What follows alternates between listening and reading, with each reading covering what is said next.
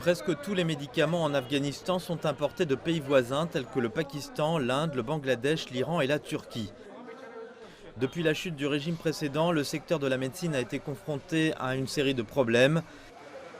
Parmi eux, les grossistes n'ont pas pu conclure les transactions en raison du fonctionnement limité des banques et les prix ont augmenté en raison de la hausse de la demande et de l'affaiblissement de la monnaie afghane.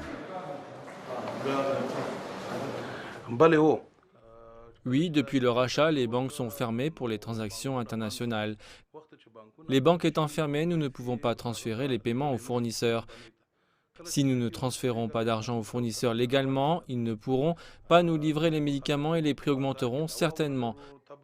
Lorsque la demande est élevée et que l'offre est faible, les prix augmentent naturellement. Nous sommes confrontés à une pénurie de médicaments essentiels.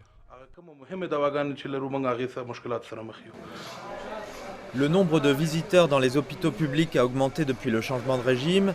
Les donateurs internationaux se sont davantage concentrés sur les hôpitaux publics.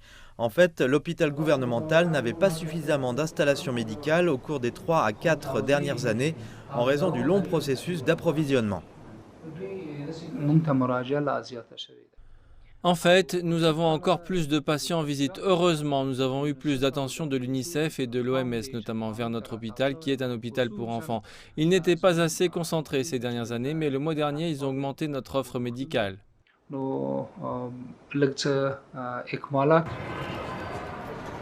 Les hôpitaux publics ne fournissaient pas de médicaments aux patients malgré le maintien du financement dans le régime précédent. Le chef de l'Organisation mondiale de la santé est en visite en Afghanistan. Les agents de santé afghans et le public pensent que la situation va s'améliorer. Les Afghans espèrent que le nouveau régime ne permettra pas la corruption dans le secteur de la santé.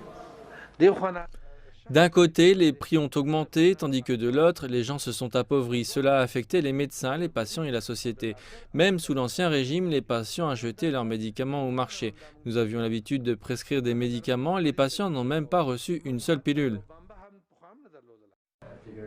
Bon nombre de problèmes du secteur de la santé ont été hérités du régime précédent. Waheed Majrou, le ministre par intérim de la santé publique sortant, a déclaré que les autorités avaient tenté de résoudre les problèmes en coordination avec les parties prenantes, mais que les efforts n'avaient pas abouti.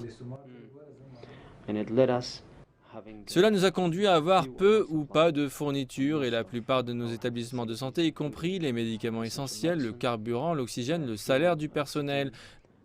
Nous avons essayé de travailler avec différentes parties pour voir si nous pouvons répondre aux besoins urgents, mais nous n'avons pas été en mesure de le faire avec succès.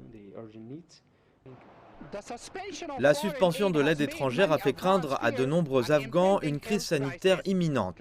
Les dispensaires et centres de santé dépendaient de l'aide étrangère et leur fonctionnement est aujourd'hui remis en cause, notamment dans les zones rurales. Mais l'aide des organisations internationales entretient les espoirs des Afghans.